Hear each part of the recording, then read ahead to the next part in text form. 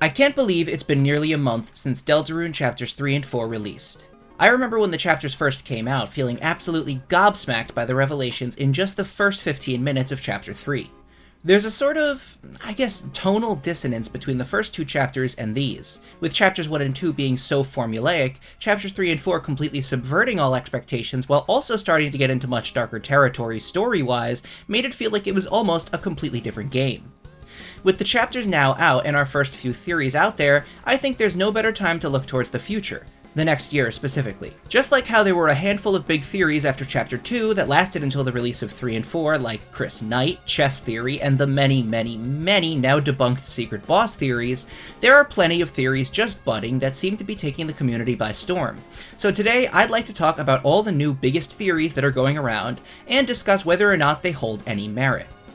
Keep in mind, this isn't an official theory review. I'd like to do a Chapter 3 and 4 theory review either next week or the week after, so if you'd like your theory to be included, please make sure to send it to spookydoodtheories@gmail.com. My name is Spookydood, make sure to like, share, and subscribe. Now let's discuss. To start off, we need to address the obvious. The elephant, or deer I guess, in the room. The Knight. Chapter 3 introduced us to the Knight. First, Tenna said the Knight made the Chapter 3 Dark World, but he didn't just say it was the Knight, he said it was the Roaring Knight. Oh wow, I guess Kris is the Knight, huh? Until then, he's ripped to pieces by the actual Knight? Turns out that this is the Knight, and it's got a skeletal, deer-like body with 2 antlers. Not only that, but later on in the chapters, in a little hidden Chapter 4 interaction, Kris can press their hands up against another figure's hand, which is presumably the Knight, considering it was the only other character in the Dark World at that time, and it plays a very subtle guitar sound. Not only that, but Chapters 3 and 4 hammer home the fact that Noelle has a missing sister. The gumball machine's secret, the code in Chapter 3 being 1225, her literal bedroom being explored, and so much more. December is an official part of the story. Originally, I expected her to be sort of a counterpart to Gaster, whereas if Gaster is an antagonistic figure banished to the code, December is almost a sort of angelic figure who will assist us from the code. This is false. December is part of the main storyline, and seemingly the Knight herself. So the first theory we need to talk about, December Holiday is the Knight. It seems pretty straightforward, but it's obviously not that simple. You see, I don't actually think it's enough to just say, it's December, because that makes no sense. December Holiday, loving sister to Noelle, friend to Kris and Asriel, wouldn't go around kidnapping police officers or hurting kids to try and cause the end of the world. It's also worth mentioning the Knight doesn't seem to work using the same logic that the other Lighteners do. It morphs its body into strange shapes, including what looks like a ball and a strange beaked bird thing, and it seems to be somewhat amorphous, I guess. Not only that, but if the Knight is December, seeing that the Knight takes Undyne to the bunker through the Light World, does that mean that December is just alive? In regular old Lightener form? When Kris and Susie leave the Dark World, they're in their normal outfits, their Light World outfits, because you stop being a cool fantasy hero the second you step back into reality. So the same would probably go for December, right? While we didn't technically see the Knight in the Light World, it seems like, based on how fast it made it to the bunker, and how it was somehow able to physically overpower Undyne even outside the Dark World, it is the same form in both realities. What I'm getting at is, I don't think we can just say that it's December and call it a day. There's obviously some level of Gaster Shadow Crystal weirdness on top of all this. There is technically an answer as to how the Knight could exist in both realities. There are 3 instances in which we hear about an item called the Black Shard. First, Asgore talks about his plan to bring his family back together in Carol's house. He says, "It's beautiful, isn't it? This Black Shard." As to how he plans on using the Black Shard, we don't know. Surely, though, he's referring to a shadow crystal, right? Well, no. In the 1225 gumball machine secret, you find a small dark triangle that slips through your hand. Surely this is a shadow crystal, right? Well, again, no, because the shadow crystals are supposedly translucent. And it's very important, if you defeat the Knight on top of getting a shadow crystal, you also get a chip from its blade called the Black Shard.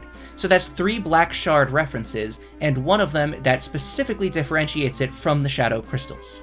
The Black Shard is a very unique item, seeing that it produces a unique effect when using it in battle. It's the only weapon Kris can equip that has a unique icon rather than the generic sword icon. And most importantly, it's the only item in the game that has the same name in both the Dark and Light worlds. So let me get this straight. A piece from the night that is ultra-powerful, supposedly tied to December in some way, and doesn't change forms between the dark and light worlds? Well then, it seems we've solved it. The night is made of these black shards, which allows them to exist throughout the dark and light worlds. But then again, there are still problems with this theory. Most importantly, what does that mean for December? That she's some sort of walking crystal sarcophagus, crudely reanimating a dead reindeer? I think it's safe to say that the Night isn't some mindless monster either. It clearly has goals and plans. It's cocky, it's rude, it's careful of when to attack versus not attack, and is clearly working with Kris in some way. It literally knights them after the battle, and during the battle, if you manage to no-hit the Knight, Kris and the Knight have a sort of silent communication where they're trying to tell it to end the battle, because we're totally winning. This makes it hard for me to believe it's as simple as zombie death theory suggests. There has to be some middle ground between reanimated mindless corpse deaths and totally fine, perfectly alive December holiday. There's also another issue at hand. Literally. The Night has several parallels to Kris, like way too many to write off as coincidence. Not only has Kris been called the Roaring Night, and not only have they seemingly been instructed on where to open the next fountain, or what the next fountain is, they do the same poses, they have that moment where they seemingly push hands up against each other, and in the Shadow Mantle minigame, there's a moment where Kris and this black deer are on the opposite sides of the board, and moving one controls the other, in parallel. So what's going on? Well, I'd like to suggest a different answer. I mean, there really is no way to ease into this next idea, so I'm just going to just come out and say it. It's a rough idea, theory, thing that I've been thinking about. What if Kris did kill December? Probably on accident. This night we see isn't December at all. It's a darkener brought back from her memories, in the same way that Gerson was brought back in Chapter 4's Second Dark World. It's not exactly her. How could this work? Wouldn't there need to be a dust-covered object that had Dess's remnants? Well, yes, and there is. Remember how I suggested that the black shard is what the Knight and its weapon are made of? Well, get this. The description for the black shard is a dagger-like shard of the black knife. The Knight's theme is called Black Knife. The prophecy states the Knight will make with blackened knife.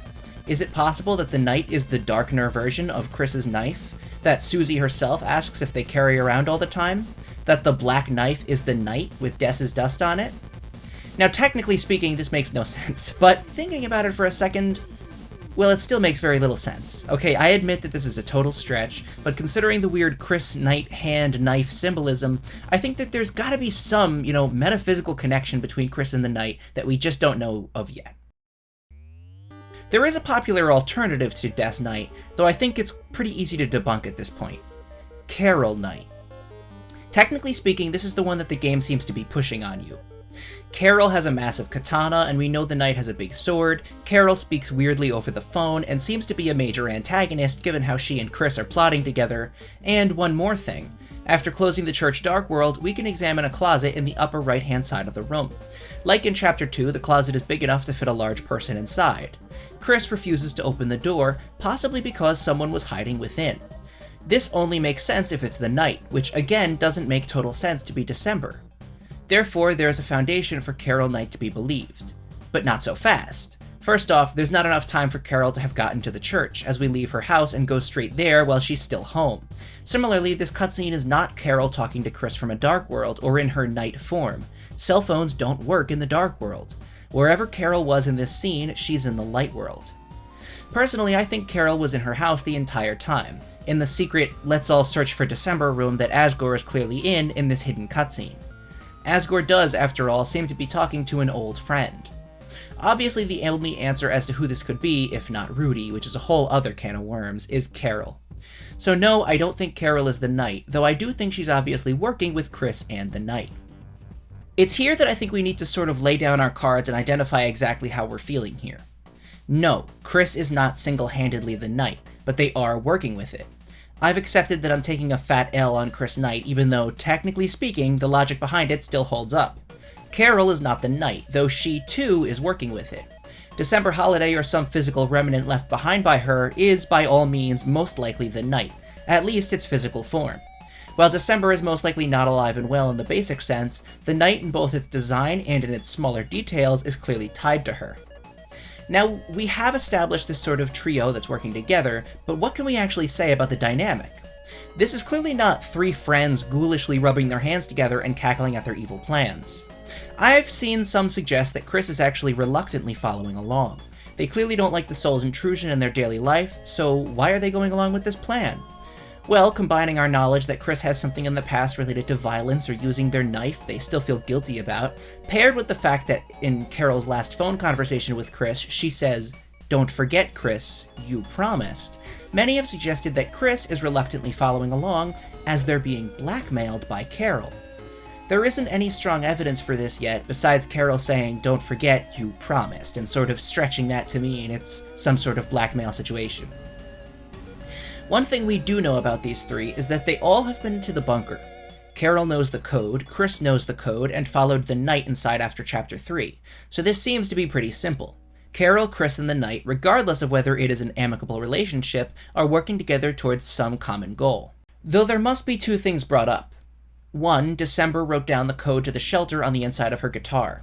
The shelter has never had a clear answer, though, like so many other mysteries, the answer has always existed in the minds of the fanbase in a vague, amorphous blob state.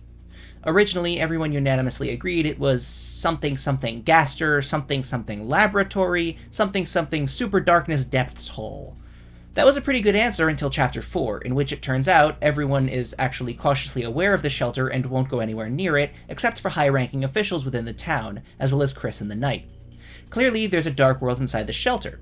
So now the shelter has become something something keep December alive-inator, something something super secret evil Kris Carol Knight hideout, something something darkness depths hole, but now with Undyne held captive. I still think this is obviously not a very good answer, considering December wrote down the code in her guitar. For December to write the code inside her guitar secret like that, which has clearly been kept in the closet in a room nobody dared touch for years, it means that either she was investigating it and wanted to remember the code, or she wanted someone else to find it. I'd wager that she wanted Noelle to find the code. But wait, why would December write the code to the shelter in her guitar before she turned into the Knight? Well, clearly there must be more to the shelter than just being the Knight's hidey hole. I'd wager that there's another element at play here. That the Kris Carol Knight connection goes way deeper. Question. Remember how one of the big points against Kris being the Knight was that the library fountain must have just been opened because Ralsei, quote-unquote, sensed a dark presence and would never lie about that kind of thing? Well, explain why he hasn't mentioned that dark presence. He has to be aware of the bunker dark world. Not only that, but there's also the new big theory about the end of Chapter 3. If you defeat the Knight, it starts to freak out and something strange happens. A slash comes not from the right, but from the left side of the screen, and Susie is downed. Ralsei turns not to the Knight, but to Kris and asks, "How could you?" before being cut down as well. The Knight then knights Kris. The theory here, of course, being Kris slash theory, aka Kris was the one to slash at Susie and Ralsei at the end of the fight because the Knight was unable to beat the soul. I see your problems with this already. Specifically, if Ralsei knew Kris attacked Susie, how could he be okay with it? Well, again, I ask you, if he wanted to steal all the dark fountains, why has he been okay with the bunker fountain being opened? I'd actually go as far as to suggest that with his magic teleportation powers, he might have even joined Kris in the bunker at the end of Chapter 3. Not only that, but in the same way Kris was the one who gave Tenna specific instructions on what he was supposed to do, as evidenced by the tiny 8-bit Tenna's dialogue in the sword route, I bet that Kris gave explicit instructions to Ralsei as well. I'd be willing to bet that the reason that Ralsei knows so much and isn't able to talk about it, like he says in Chapter 4, is because of Kris or Carol. After all, the soul is no longer a Gaster-specific experiment. Carol knows about it, as well as how it works. She knows what it is and how to utilize it. This brings me to my last point about the Kris-Carol Knight team-up. If there was something in the bunker, something that Des wanted to warn others about or wanted to investigate herself before her eventual disappearance, what could it be? Well, have you stopped to consider that maybe, just maybe, Gaster is involved in all this as well? I know, I'm always the guy to say, actually, Gaster's behind it all, but just hear me out. Carol's plan requires the soul. We know this based on her phone call. The only reason the soul exists is because of Gaster. Now, you could suggest that originally, the soul Kris used was their own, and didn't rebel against them, therefore Gaster is not a mandatory part of the equation, but that would be wrong, as if that was the case and Kris was one unified being, they would have no reason to ever take the soul out of their body. The only reason they do so is to hide their plans and actions from us, meaning the only way Carol's plan exists is if Gaster exists, is if he summons us to Deltarune. So now there are two possible answers here. A. Gaster has his own plan, his own goals, but the second voice that interrupts the beginning of the game, the one that chooses to put us into Kris rather than the vessel, is Carol. Kris, and the Knight's plan goes directly against Gaster's plan, as it requires us to be in Kris rather than the vessel. Or option B. Gaster is working with Kris, Carol, and the Knight, and they're all part of the same equation. There's actually some logic behind this. We know that the Knight has Gaster parallels, specifically the holes in its hand. We have accepted at this point that Gaster is in control of our visual experience to some degree. Most people, myself included, I think it's also part of Molly Star's device theory and more, all agree that the soul or the Deltarune executable in some way was created by Gaster. Our experience shaped by Gaster. What we see versus what we can't see chosen by Gaster. The window names are written by Gaster, the sound effects and music is sometimes Gaster, so if that's the case and we know that Kris and Carol are knowledgeable about the soul needing to be taken out, or else it'll find out about their plans, how did Kris know that they could enter the shelter without removing the soul? That doesn't necessarily make much sense, unless they knew that it was a sort of safe zone, that the chapter would end. Knowledge only available to, presumably, Gaster. If we are to assume that there was something in the bunker prior to Dessa's disappearance, something she tried warning others about, we cannot forget that the sound that plays in this room is a slowed down Gaster sound effect. Therefore, Gaster is also in the bunker. I think it's safe to say that there are going to be at least two forces in opposition to each other by the end of the story. The illusion of the path we're on now, the heroes versus the Knight and the forces of darkness, has been completely shattered. The only character in the entire story, at the end of the day, who is actually in opposition to the Knight is Susie. I don't believe that Carol, the Knight, or Kris will be evil, or even villainized in any major way outside of a late-game boss fight or two. I do think we'll have a round 2 Knight fight, but outside of Loose Mother 3 Parallels, I don't think that it'll be the final boss fight. I think that the true goals of the Knight are beyond causing the roaring. At this point, I don't even think we understand the roaring. I still think that World's Edge and Angel's Heaven are going to be relevant in ways beyond our current understanding. Remember, one of the prophecies claims that the angel, banished, will finally meet with its desire. That doesn't sound like the very end of the game to me. I get that I'm probably starting to lose you with the, well, to me that sounds weird, or that seems wrong, so let me elaborate. I do not see a future in which Gaster is not a major player by the end. It's clear that prior to December's death, there was some force or existence that she wanted someone to be warned about, or that she was investigating herself, that existed within the bunker. Hell and heaven have been referenced way more frequently than before, with Chapter 4 openly stating that lost where the forest should grow, the children followed the pointed tail, the poor children. Following that, we hear in a prophecy that they'll see the tail of hell take crawl. However, we also see that they'll hear the ring of heaven's call. These two prophecies are meant to stand in contrast to each other, so the question becomes, who is who? Who exactly represents heaven, and who exactly represents hell? Originally, I stated that all religious illusions will eventually be linked back to one individual, whoever is in control of the story, whether that be Gaster acting like a game developer laying out the course ahead, or us, the player, the one with the ability to bring it all about. That the angel and the creature from hell are both the same thing. However, I don't believe that any longer. There are explicit mentions of something from hell and something from heaven. So then, what am I getting at? I guess my point is I don't think the Knight is the true villain. There's something else, something deeper, something that has a pointed tail, or something that is called the Tail of Hell. I know some of you would like to say that it isn't Gaster, despite the frequent references to the number 666 throughout Undertale, so sure, maybe there's a totally different hell-related character who will eventually act as the primary antagonist of Deltarune. Maybe it's Mike the Cat. Some of you would like that. That evil, dastardly Mike the Cat did it all, because he's evil and Gaster's a silly old man. I'm being slightly sarcastic, because I get the sense that whenever I suggest Gaster might be a villain in any of my videos, the comments tend to roll their eyes and say things about how he's a clearly uncaring scientist who wants to see how things go, despite that being the least interesting answer possible, and there being multiple references to hell and heaven at this point.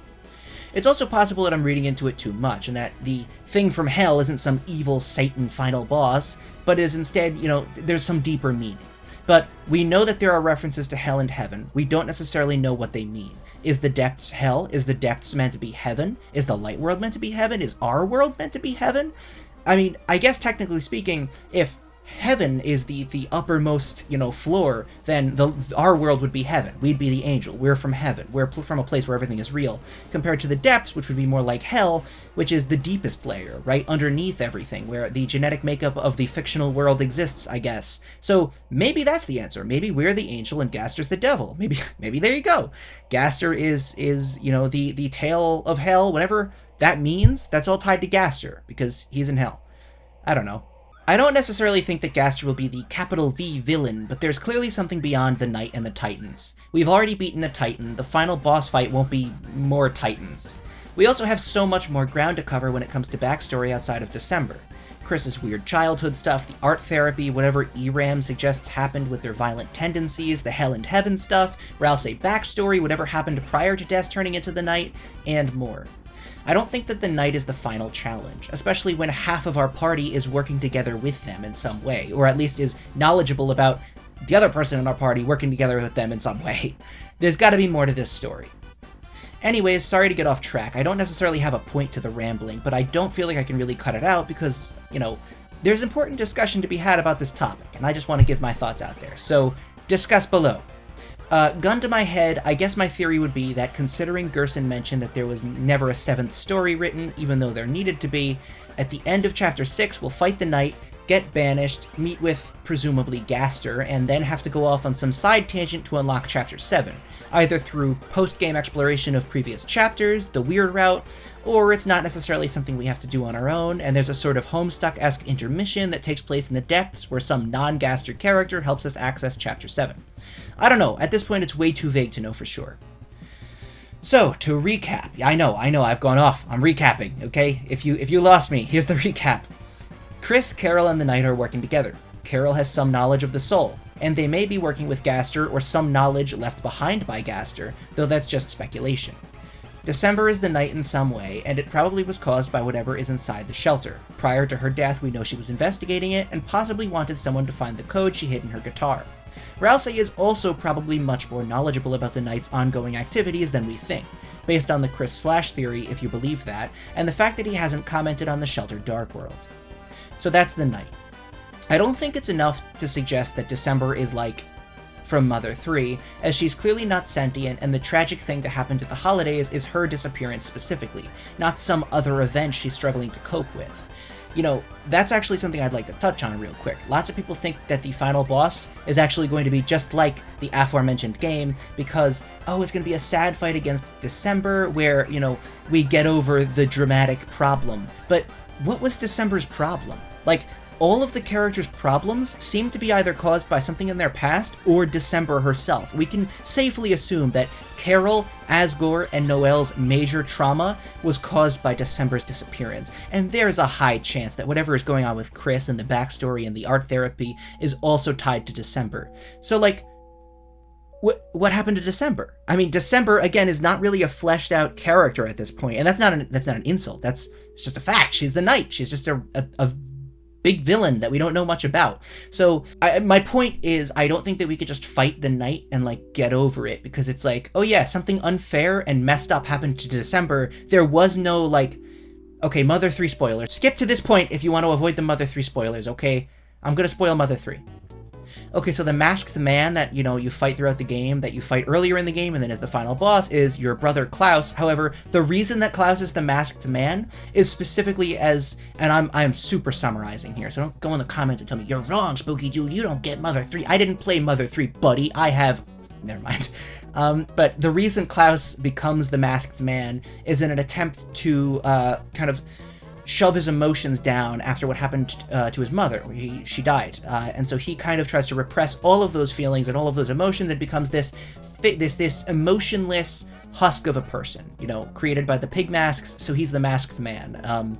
And it's that's sad, but in the final fight, you appeal to his emotions, he sort of comes out of that masked man persona, and then, he gets over it and he dies by his own hand, because of, it's okay, you've overcome that emotional blockage with Klaus, but Des doesn't have that. It wasn't the thing that happened was so sad that Des became the Knight to cope with it.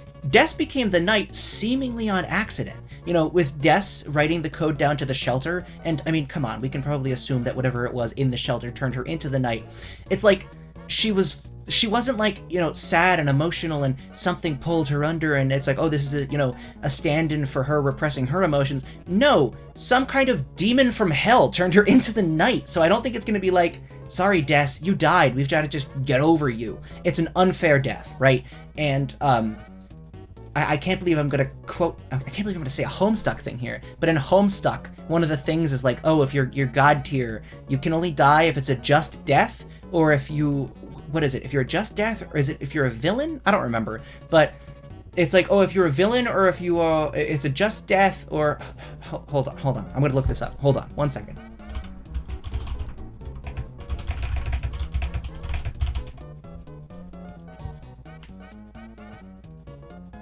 Yes, okay, I looked it up. God tiers in Homestuck can only die through a heroic or just death. And I don't necessarily feel like... I kind of feel like that's a good rule for most characters in fiction, where, typically people aren't just written off randomly. Like, oh yeah, sorry buddy, you died. If someone has something unjust happen to them, it's like, we're not gonna kill you. We're gonna somehow get your win back. You know what I mean? I mean, there's a version of A Christmas Carol where it's like, wow, Scrooge is a very bad person. Let's kill him. But instead it's like, no, there's two sides to that equation. You show this horribly bad man, and then you're like, oh, the ending is so positive, and he's just the best person ever. I want to go hang out with ending Scrooge. And it's like, there's the pendulum. You go back and forth. So it's like, oh, something very tragic and bad and unjust happened to December Holiday. Do we just, kill her? Go away. You're the Knight now, so we want nothing to do with you. No, that just doesn't make sense to me. So I think it's gonna be, we fight the Knight, the story comes undone. We find out, Susie finds out what's going on. Kris, you're working with the Knight. I never trusted you, and oh, you've got this soul, and oh, the final act gang splits up, Pixar movie ass storyline, and then it's like, oh, by the way, while you're going through this storyline, here's some lore about how this all happened, and then we all get back together and we're like, wait a minute, we're the Deltarune, we gotta go fight the true monsters that caused this super evil devil hell Gaster. Anyway, sorry for the super ramble there, I'm sorry, but I just want you to understand where I'm coming from, because when I say clearly the Knight won't be the final boss, someone's gonna say, actually, I think the Knight might be the final boss, considering the power scaling of it all. And it's like, well, buddy, no, I don't think so, and, I've never been wrong. Moving on, let's talk about Chapter 5. As with what happened in Chapter 3, the fanbase has moved on to figuring out what will happen in Chapter 5. Overall, most theories are pretty similar. We know that in Chapter 4 there's a prophecy panel that reads, "The Flower Man trapped in asylum," showing Asgore with a crown like an undertale holding a flower. Secondly, in Gerson's recap of The Lord of the Hammer, he says, Chapter 5, "The fields of pink and gold. The vast garden is charred in a fiery inferno of jealousy." The theory is simple. Chapter 5 is going to be in Asgore's flower shop.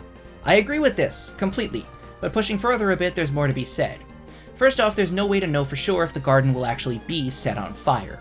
Gerson's explanation of Chapter 3 and 4 aren't entirely accurate, so for all we know, the vast garden might not be charred in a fiery inferno at all. That being said, I do think we know who the boss of this chapter is. Asgore. The file name of the Queen-related prophecy is Prophecy Boss 1. The file name for the Tenno one is Prophecy Boss 2. The file name for the Asgore one is Prophecy Boss 3. Meaning that something in this image is going to be the boss of Chapter 5. Now obviously this is going to be Asgore, right? Well, there's always the chance we get something else. See, in Jackenstein's maze, we have to navigate this grid-based board to collect a key and then return.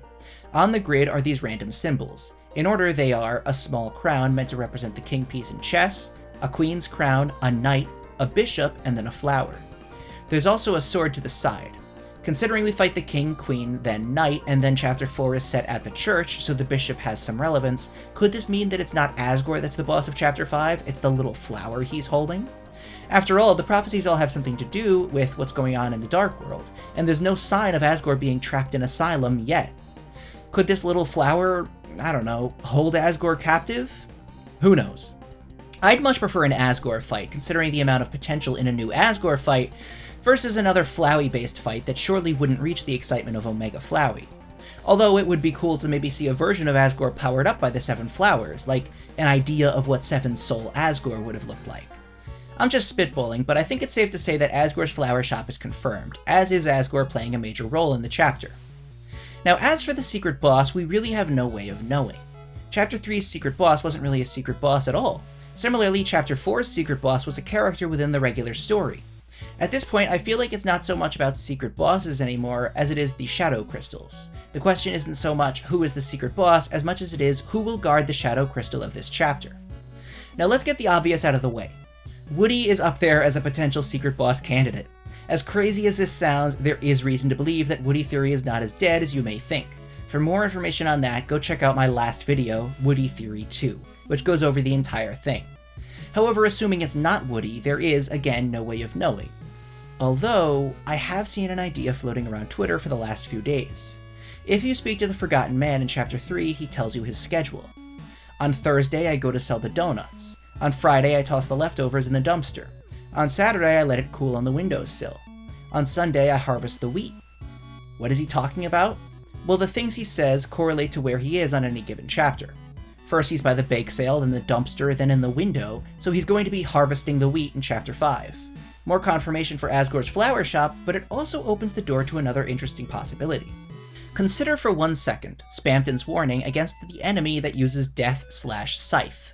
What tool is used for harvesting wheat? A scythe. What if the Forgotten Man is going to be the secret boss of Chapter 5, and use a scythe? I think you could take this theory pretty far, especially due to the similarities between the overall speech pattern of the Forgotten Man seeming very similar to the River Person who looks like the Grim Reaper, but, anything beyond this is sort of baseless speculation. I'd like to think more about Chapter 5 and do a full predictions video a little later, but for now I think this is enough. Asgore's flower shop, boss fight with Asgore, a flower, or both. Eggman will be there, possibly as a secret boss. Only time will tell. Moving on, let's talk about Mike. I don't even know where to begin. Let's summarize the Cat Mike theory. In the Spamton sweepstakes, Noelle talks about a rare cat you can obtain in the Cat Petters 2 game she played. It was an egg that never hatched. It left, and she couldn't remember the name. These 2 eyes appear throughout the sweepstakes, as well as in Spamton's shop, and because they're loosely tied to RNG, many believe that they were the special cat Noelle mentioned. The theory grew, and with numerous mentions of a character called Mike, many believe that Mike was this face, and was also a cat. Sort of a number of hints rolled up into one ball. If you want more on the Cat Mike theory, there are so many better places to go see it summarized. Just look up Cat Mike Theory Deltarune. Then Chapters 3 and 4 came out. First off, the face was shown immediately. Image_friend was featured in the Chapter 3 intro scene, where we saw this cat-like creature emerge with the face from the darkness. Then, in the E-Ram boss fight, we see several creatures with this face. It's also hidden in the Chapter 4 Dark World, and there's a hidden room in the Mantle minigame where the Friend smile is there. That's pretty much all that happened with Friend. With Mike, however, there was a bit more. Tenna referenced Mike throughout the entire chapter. Mike was an off-screen character who basically acted as a stagehand, controlling the show and doing whatever Tenna wanted. We never see Mike, but in the Mike room in Castletown, we fight these guys who reveal that nobody actually knows who Mike is. These 3 have been standing in for Mike for who knows how long.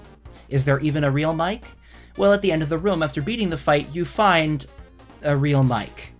The only actual information on Mike we get is that Tenna claims after Spamton left, Mike acted differently.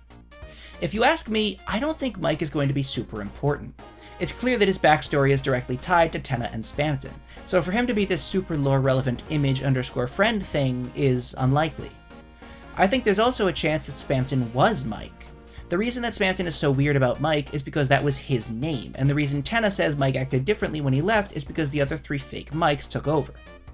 Although that is still a bit of a stretch. I guess that Mike could theoretically return, however I don't really think he's going to be that important.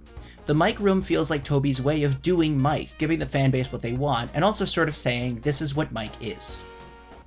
And now for some rapid-fire theories regarding these last few chapters.